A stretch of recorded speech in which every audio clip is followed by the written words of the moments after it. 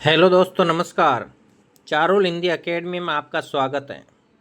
आज प्रत्यय प्रकरण का सबसे महत्वपूर्ण बिंदु दान प्रत्यय, जो अक्सर परीक्षा के अंदर इस प्रकार का प्रश्न गलत होने की संभावना रहती है।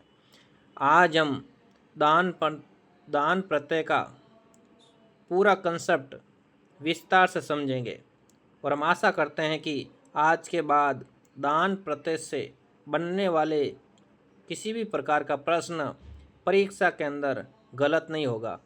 चलते हैं मैटर की ओर।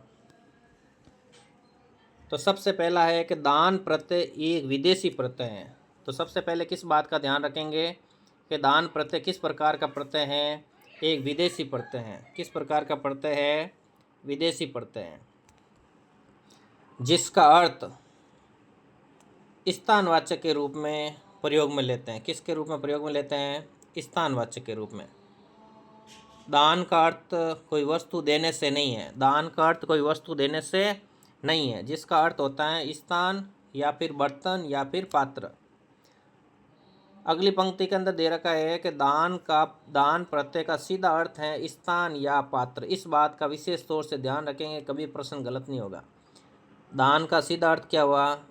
या तो स्थान या फिर पात्र या बर्तन, क्योंकि दान एक विदेशी प्रत्यय है। दान कैसा प्रत्यय है? विदेशी प्रत्यय है। तो विदेशी प्रत्यय है तो इस बात का हमें विशेष तौर से ध्यान रखना होगा। तो चलते हैं उदाहरणों की ओर।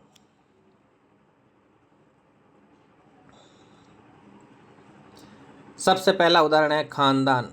कौन सा उदाहरण है? खानदान।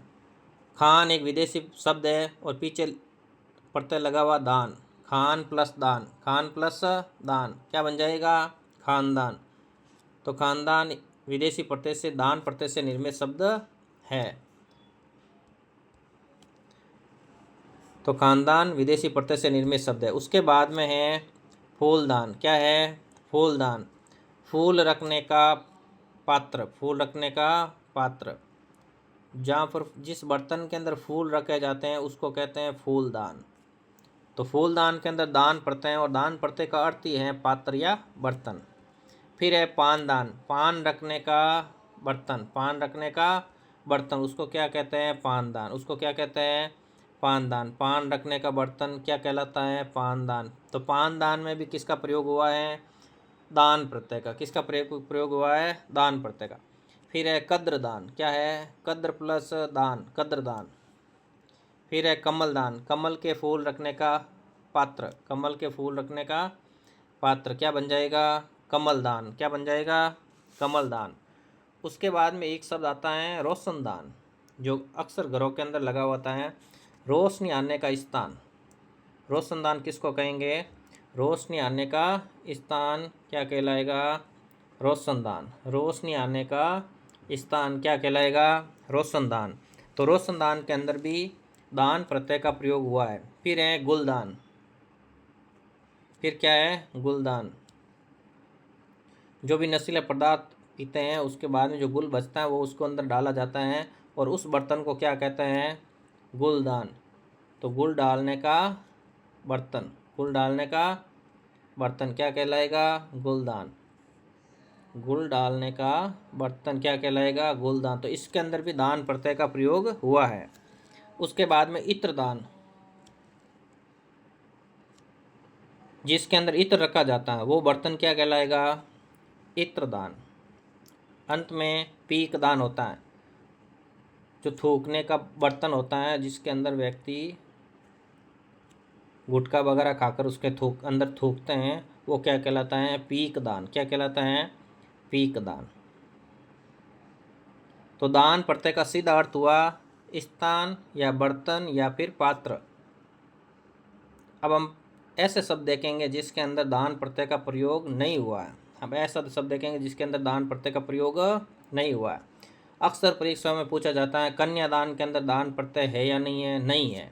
कन्या और दान का मतलब होता है स्थान या फिर पात्र या बर्तन। तो कन्यादान, तो कन्यादान के अंदर दान प्रत्यय नहीं है। कन्यादान के अंदर दान प्रत्यय नहीं है। ये शब्द इसके अंदर दान प्रत्यय नहीं है। इसके अंदर दान प्रत्यय नहीं है।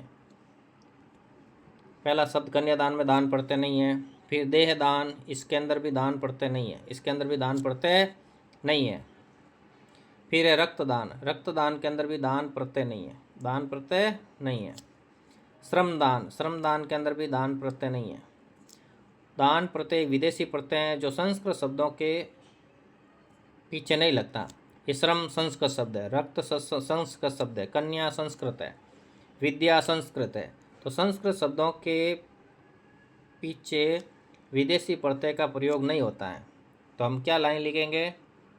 संस्कृत शब्दों के अंत में एक लाइन लिखना चाहेंगे, संस्कृत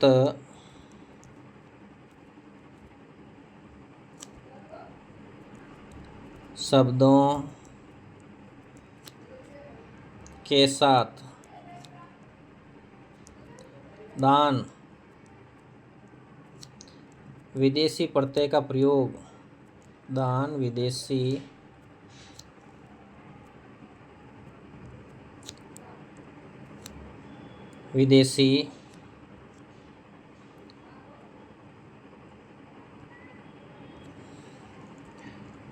प्रत्यय का प्रयोग नहीं करेंगे, विदेशी प्रत्यय का प्रयोग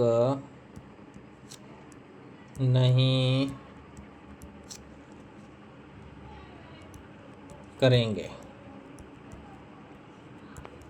तो परीक्षा के अंतर्गत अक्सर यही पूछा जाता है कि किस में दान प्रत्यय है और किस में दान प्रत्यय नहीं है। तो आज के बाद हम आशा करते हैं कि संस्कृत शब्दों के अंत में दान प्रत्यय का प्रयोग नहीं होता है। फिर से एक लाइन लिख देता हूँ, संस्कृत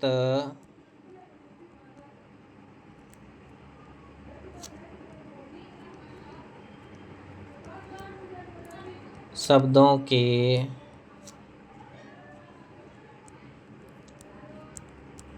अंत में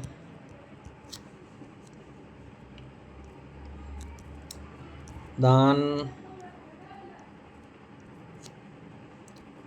विदेशी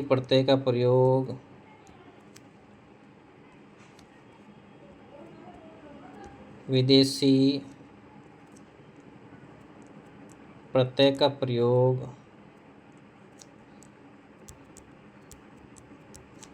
नहीं किया जाता है, नहीं किया जाता है।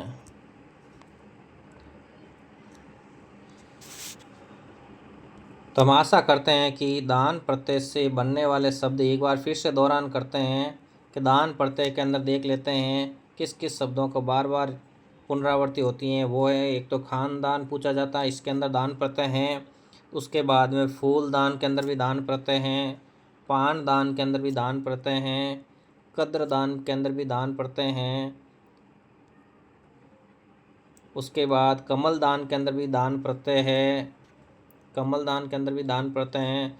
रोशन दान के अंदर भी दान प्रत्यय हैं, गुल दान के अंदर भी दान प्रत्यय हैं, इत्र दान के अंदर भी दान प्रत्यय हैं और पीक दान के अंदर भी दान प्रत्यय हैं। तो अपने जैन में क्या रखना है कि किस किस में दान प्रत्यय नहीं है। तो ये 5 शब्द हैं, ये 5 शब्द हैं, इनको जैन में रखना है। एक तो कन्या, इसके अंदर दान प्रत्यय नहीं है। फिर देह, फिर रक्त, फिर श्रम और विद्या।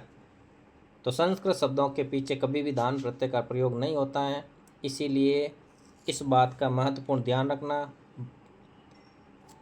परीक्षा के अंदर इस प्रकार का प्रश्न अक्सर पूछा जाता है और अधिकांश विद्यार्थियों का प्रश्न गलत हो जाता है।